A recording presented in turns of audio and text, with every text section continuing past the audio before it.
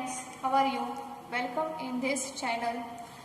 आजच्या व्हिडिओमध्ये आपण प्रोग्रेसिव्ह वेव्स आणि स्टेशनरी वेव्स यांचं कंपॅरिझन बघणार आहोत.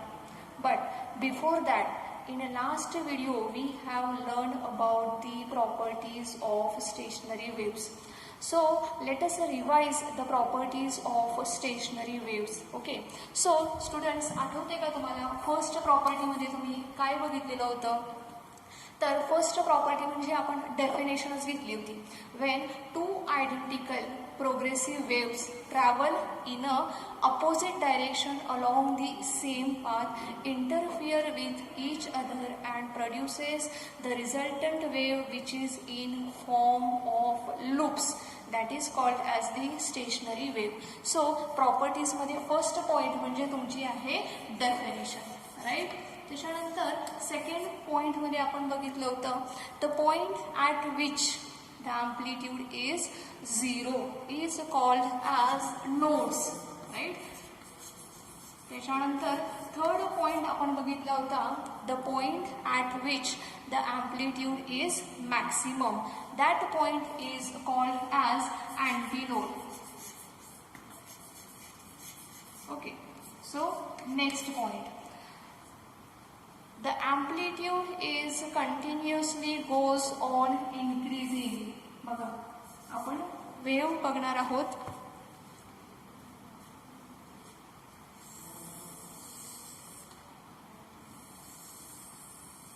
बघा तिथे node, antinode, load. So amplitude is continuously goes on increasing from node to antinode, right? And sorry, amplitude is continuously goes on increasing from node to antinode and it goes on decreasing from antinode to node, right? So अशा पद्धतीने आपला fourth point आहे related with the amplitude, whether it is increasing और whether it is decreasing. Amplitude काय होते? नोडपासून अँटीनोडपर्यंत increase होत जाते, तर अँटीनोडपासून नोडपर्यंत ती अँप्लिट्यूड डिक्रीज होत जात आहे. त्याच्यानंतर नेक्स्ट पॉईंट आपण बघितला होता the distance between two nodes. बघा, दोन नोड्स मधलं डिस्टन्स किंवा the distance between two antinode, दोन नोड किंवा दोन अँटीनोड मधलं डिस्टन्स आपण बघितलं होतं. डिस्टन्स आहे λ/2, राईट. दोन नोड किंवा दोन अँटीनोड मधलं डिस्टन्स आहे λ/2, राईट. त्याच्यानंतर प्रॉपर्टी, पुढची प्रॉपर्टी काय बघितलेली आठवते का तुम्हाला? नोड आणि अँटीनोड, नोड आणि अँटीनोड ह्याच्यामधलं डिस्टन्स आहे λ/4, राईट. नोड आणि अँटीनोड ह्याच्यामधलं डिस्टन्स आहे λ/4, राईट. नाउ नेक्स्ट प्रॉपर्टीमध्ये आपण काय बघितलेलं आठवतंय तुम्हाला? All the points vibrate with the same period and frequency but different amplitude except the points which are at the nodes. Nodes वरचे जर का आपण पॉइंट्स सोडले तर बाकीचे सर्व जे पॉइंट्स आहेत all the points vibrate with the same period and same frequency but the amplitude is different. बघा, इथे अँप्लिट्यूड ही काय आहे? वेगवेगळी आहे. प्रत्येक पार्टिकलची अँप्लिट्यूड ही वेगवेगळी आहे except at the points nodes. ठीक आहे, नोडला मात्र पॉइंट जाग्यावरून मूव्ह होत नाही, त्याची मुवमेंट होत नाही, तो कॉन्स्टंट आहे तिथं. सो सातवा आपला पॉइंट होता all the particles are having same period and same frequency but different amplitudes except the point at the nodes, right. त्याच्यानंतर अजून पुढचा पॉइंट अजून काही सांगता येईल का? There is a no propagation of energy, no propagation of energy. कोणत्याही प्रकारच्या एनर्जीचं प्रोपोगेशन होत नाही. अजून पॉइंट सांगता येईल? बघा, आपण असंही बघितलं होतं की the stationary wave is produced in a bounded medium. ही जी वेव आहे ही कुठे तयार होते, तर it is produced in a bounded medium. So that's why it is called as the stationary wave और it is called as the localized wave. एका बाउंडेड मीडियममध्ये ही वेव प्रोड्यूस होत आहे. बाउंडेड मीडियम असल्यामुळे ही जी वेव आहे ही मूव्ह करू शकत नाही. That's why it is called as the standing wave और लोकलाइज्ड वेव. राईट. नाव अजून पॉईंट सांगता येईल आपल्याला. The points which are in a one loop, all the particles which are in a one loop are in the same phase, and the all particles which are in a adjacent loops are out of phase. बघा example सांगितलं होतं आपण, दोरीचं example बघितलेली. अशी दोरी असते, right. Last व्हिडिओमध्ये आपण एक्झाम्पल बघितले. These R particles. सो हे जे लूप आहे it is an imaginary loop आहे. हे पार्टिकल्स इतक्या प्रचंड वेगाने व्हायब्रेट होत आहेत की आपल्याला असा त्याचा आभास होतोय की ते एक लूप तयार होत आहे.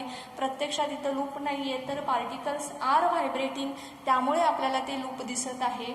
सो हे जे पार्टिकल्स आहेत they are their extreme position which is in upward.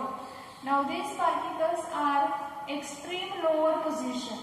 So this particle moves in a downward direction, this particle moves in the upward direction. So all these particles are in the same phase and all particles which are adjacent in a loop are in a out of phase. Right? अजून काही properties आपल्याला सांगता येतील का? For example काय बघितलं होतं आपण, all the particles are comes to the mean position simultaneously, असा एक पॉईंट आपण बघितला होता, आठवतोय. All the particle comes to their mean position simultaneously. एकाच वेळेस हे जे सर्व पार्टिकल्स आहेत ते काय होत आहेत, मीन पोझिशनला येत आहेत. अजून एक प्रॉपर्टी आपण बघितली होती, stationary wave is a doubly periodic in a nature. It is doubly periodic in a nature. That means it is a periodic in a space and it is a periodic in a time. याचाच अर्थ एका ठराविक वेळेनंतर हा जो वेव्हचा form आहे that form gets repeated. It is a periodic in a space. That means एका ठराविक डिस्टन्स नंतर ही वेव पुन्हा रिपीट होत आहे. So that means the wave is a periodic in a space and periodic in a time. Okay. So all these are properties of the stationary waves. ह्या properties आपण last लेक्चरमध्ये बघितलेल्या होत्या. आज आपल्याला काय करायचं आहे तर प्रोग्रेसिव्ह वेव्ह आणि स्टेशनरी वेव्ह ह्यांचं आपल्याला कंपॅरिझन करायचं आहे. So let us compare the progressive waves and the stationery waves.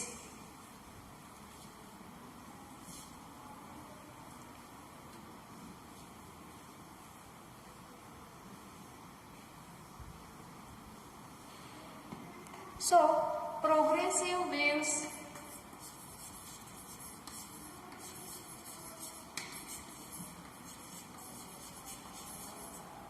आणि इकडे आपण घेऊया stationery wave.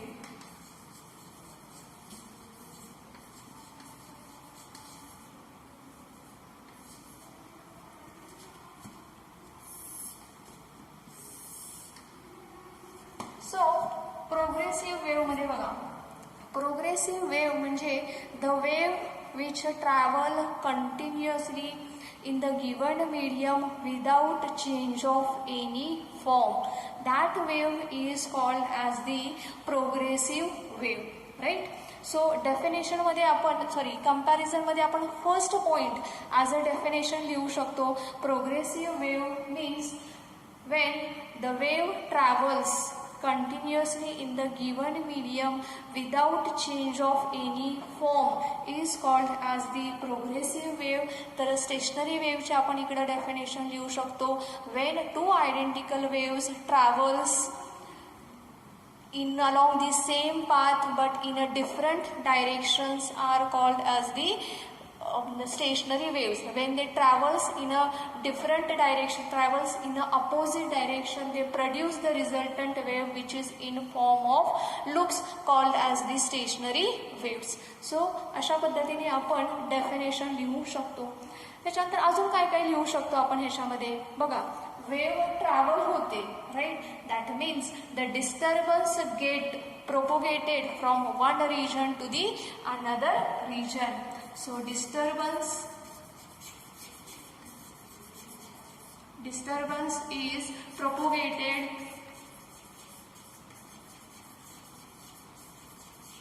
from one point किंवा from one region to the other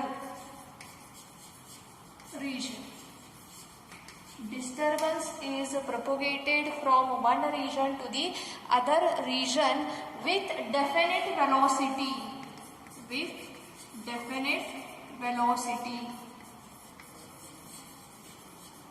Right? Disturbance is propagated from one region to the other region with definite velocity. Now stationary wave is produced in the bounded medium.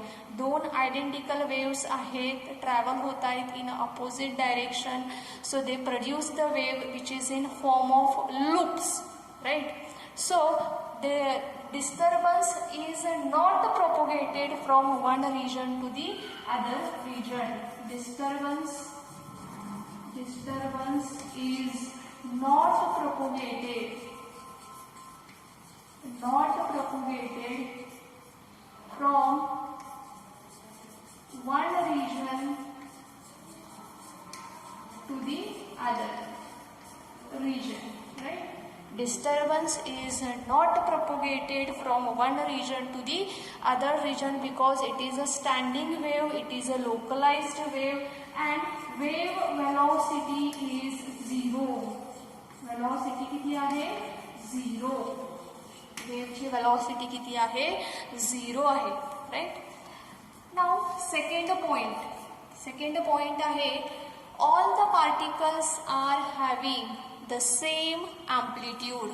All the particles are having same amplitude. सर्व पार्टिकलची amplitude कशी आहे? Same आहे. But in case of stationary wave, amplitude is different. प्रत्येक पार्टिकलची amplitude कशी असणार आहे?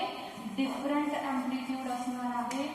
At the nodes, the amplitude is 0, and at the antinode, amplitude is maximum, right? Now let us see the third point. All the particles not cross the mean position simultaneously. Mean position, all the particles does not cross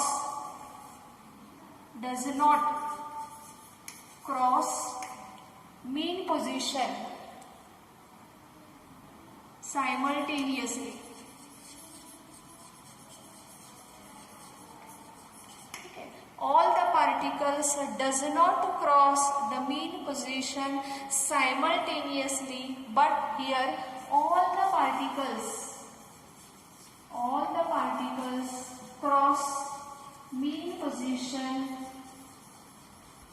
cross the mean position simultaneously.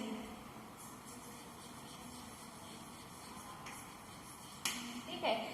Progressive मध्ये काय होते? All the particles does not cross the mean position simultaneously, आणि stationary wave मध्ये होते all particles cross the mean position simultaneously, right. Now next point number 4. The phase changes from one particle to other particle. प्रत्येक particle हा दुसऱ्या पार्टिकलच्या तुलनेने phase मध्ये कसा असतो? मागे असतो. So phase changes from particle to particle, right. आता इथे आपण हा पॉइंट कसा लिहू शकतो? तर all the particles are in a loop, are in the same phase, right? And the particles which are in the adjacent loop are the out of phase. So in a loop, in phase, असं लिहिते, शॉर्टमध्ये लिहिते मी. आणि adjacent लूपमध्ये कसे असतील, out of phase असतील. Adjacent लूपमध्ये कसे असतील ते आउट ऑफ फेज असतील. So all the particles which are in a loop are in a same phase.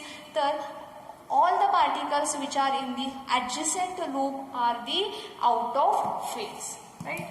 Now progressive wave ahe, it travels from one point to the other point, so there is a propagation of energy. There is propagation of energy. एनर्जीचं काय होतंय इथे, propagation होत आहे. आणि stationary wave मध्ये काय होणार आहे, there is a no propagation of energy. No propagation of energy. No propagation of energy. Now in progressive waves all the particles are vibrating. All the particles vibrating. All the particles are vibrating about the mean position. About the mean position. इथं काय सांगता येईल आपल्याला, all the particles are vibrating except the points which are at the node, right? So the points at the node,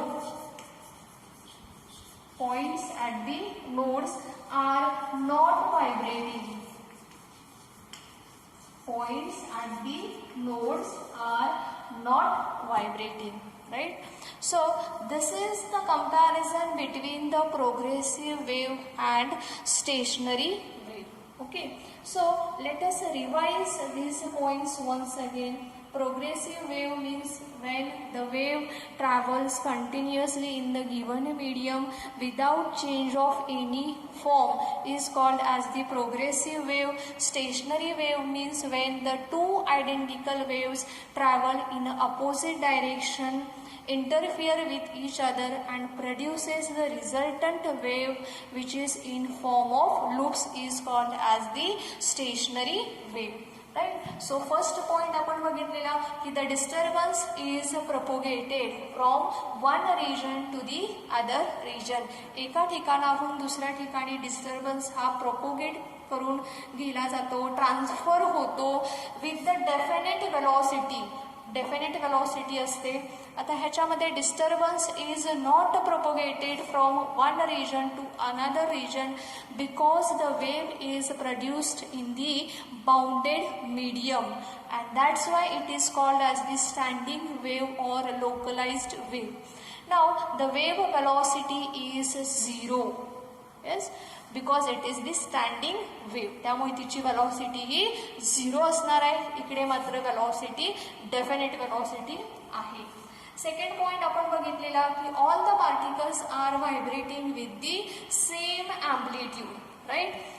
stationery वेव्हमध्ये amplitude is different. प्रत्येक पार्टिकलची amplitude ही different आहे. ॲट दी नोड ही ॲम्प्लिट्यूड 0 आहे, तर ॲट दी अँटी नोड हीच amplitude maximum आहे. So all the particles vibrate with the different amplitude. Now third position, all the particles does not come to the mean position simultaneously. एकाच वेळेस सर्व particles हे मीन पोझिशनला येत नाहीत, तर स्टेशनरी वेव्हमध्ये मात्र all particles cross the mean position simultaneously. एकाच वेळेस सर्व पार्टिकल्स हे मीन पोझिशनला क्रॉस करतात. कालच आपण एक्झाम्पल बघितलेलं दोरीचं. तुम्ही आणि तुमची मैत्रीण दोघीजणी जर का दोरी घेऊन उभ्या राहिल्या आणि दोरीला जर का जर्क दिला तर जशा पद्धतीने वेव्ह तयार होते that is stationary wave. So ह्याच्यामध्ये एकाच वेळेस सर्व पार्टिकल्स सरळ रेषेमध्ये येतात. Now fourth point, phase changes from particle to particle. प्रत्येक पार्टिकलची फेज ही दुसऱ्यापेक्षा वेगळी असते. इथं आपण बघितलं होतं की all the particles which are in a loop are in the same phase, but the particles which are in the adjacent loop are the out of phase, right. त्याच्यानंतर नेक्स्ट पॉईंट आपण बघितला होता, there is a propagation of energy in progressive wave. ठीक आहे. But in a stationary wave there is a no propagation of energy. Right. Now sixth particle problem आहे, all the particles are vibrating about their mean position. Right. परंतु इथे आपल्याला लिहिता येईल की all the particles are not vibrating except the nodes. म्हणजे हे जे नोड्स आहेत हे व्हायब्रेट होत नाहीत. The particles which are at the nodes are not vibrating. So all the particles are vibrating but except the nodes which are not vibrating. So this is the comparison of the stationary waves and progressive waves. आपण हे comparison बघितलेलं आहे. तुम्ही हे comparison स्वतःहून लिहिण्याचा प्रयत्न करा की जेणेकरून तुम्हाला हे व्यवस्थित लक्षात येईल. ओके. Thank you students.